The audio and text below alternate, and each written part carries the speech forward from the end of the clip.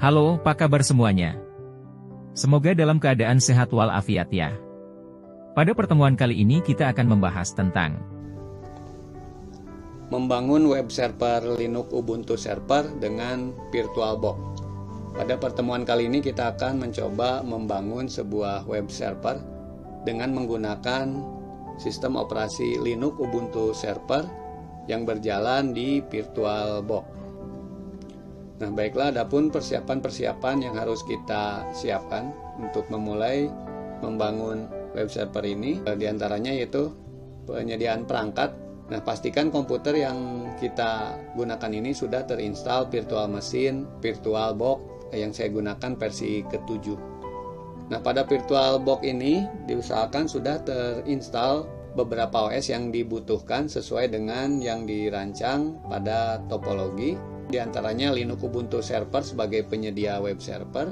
Lalu kemudian untuk kliennya ada beberapa sistem operasi, yaitu Linux Ubuntu Desktop, kemudian Linux CentOS, kemudian satu lagi dari Windows 10.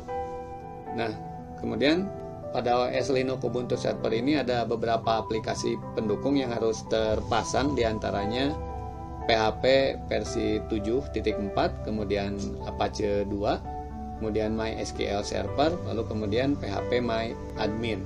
Nah, nanti untuk username passwordnya kita siapkan saja, misalnya untuk usernya root, passwordnya admin1234. Nah, untuk sistem operasi komputer kliennya cukup tersedia aplikasi browser sebagai mesin pencarian.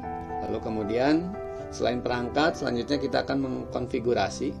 Nah, pada sistem operasi Linux Ubuntu Server ada beberapa yang harus dikonfigurasi, diantaranya IP NAT nanti untuk yang jalur ke internet, lalu kemudian untuk IP statik ini untuk jalur ke jaringan lokal.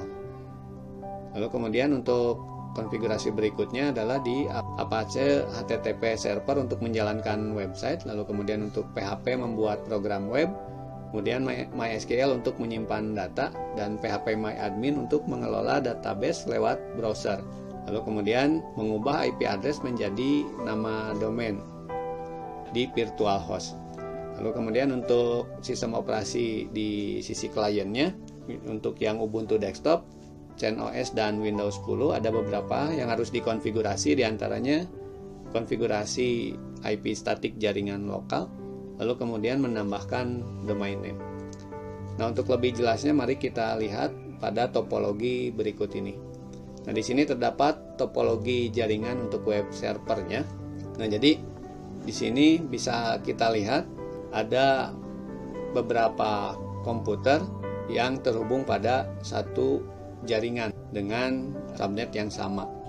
Nah, di sini switch yang dimaksud adalah komputer real atau komputer fisik yang kita gunakan. Maka ini fungsinya akan sebagai switch karena setiap komputer virtual akan terhubung ke komputer fisik atau switch ini. Kemudian di sini terdapat komputer virtual untuk web servernya. Nah, untuk web server ini terdapat dua kabel yang terhubung ke switch. Kabel yang warna biru ini kabel yang terhubung ke internet. Interface-nya ENP0S3, adapter 1. Kemudian ininya NAT. Nah, fungsinya adalah supaya web server ini bisa mendapatkan koneksi atau akses internet untuk menginstal aplikasi-aplikasi yang dibutuhkan supaya terpasang di server ini. Nah, ini IP-nya akan didapatkan secara otomatis atau DHCP dari ISP. Ini untuk adapter 1. Lalu kemudian untuk adapter 2-nya ini nantinya akan disetting menjadi jaringan lokal, IP-nya statik. Di settingnya adapter 2 menjadi internal network. Untuk interface-nya namanya ENP0S8 dengan IP 192.168.1.10, prefix-nya 24 sehingga subnet mask-nya 255.255.255.0. Lalu kemudian untuk DNS-nya 192.168.1.10. Kemudian untuk domain name-nya nanti akan direncanakan yaitu di HTTP-nya nanti biodata.local. Nah, lalu kemudian di sini terdapat 3 PC client.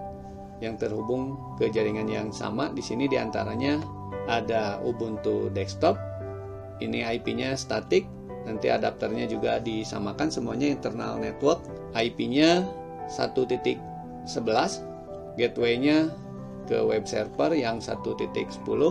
Untuk passwordnya ini silakan bebas, namun yang saya gunakan untuk Ubuntu desktop ini passwordnya admin. Lalu kemudian untuk yang klien berikutnya PC2 CentOS. Nah ini juga sama, di settingnya IP-nya nanti statik dengan IP 1.12/24,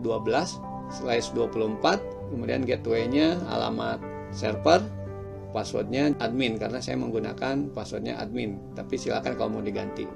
Nah kemudian satu lagi klien yang ketiga untuk Windows 10, ini juga jaringannya statik, diganti IP-nya menjadi 1.13/24. Untuk gateway-nya adalah alamatnya server 1.10. Berikutnya kita akan mencoba mengkonfigurasi setiap komputer tersebut sehingga bisa saling berkomunikasi, atau PC klien bisa membuka alamat web dari biodata.local ini. Baiklah, cukup sekian untuk pertemuan kali ini. Semoga bisa bermanfaat bagi kita semua. Terima kasih sudah menonton video ini. Sampai jumpa lagi ya.